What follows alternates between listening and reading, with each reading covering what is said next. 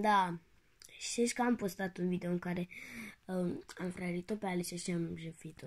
Să uită la el pe canalul meu și mulțumesc pentru toată susținerea. Acum, nu știu dacă mai e prietenul meu, prietena mea.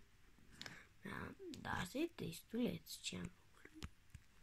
Și se juca cu o fată, adică cu prietena ei și eu sunt prietenul meu. Dar nu cred că mai sunt. Nu mai răspunde la mesaje. Era la Andrei, aparent. Aparent era cu Andrei, prietenul meu. Alicia, îmi pare rău. Chiar îmi pare rău ce ți-am făcut. Acum, păi, chiar o să regret tot ce am făcut. Dacă o să vezi video-ul ăsta pe YouTube, te rog să te uiți la el.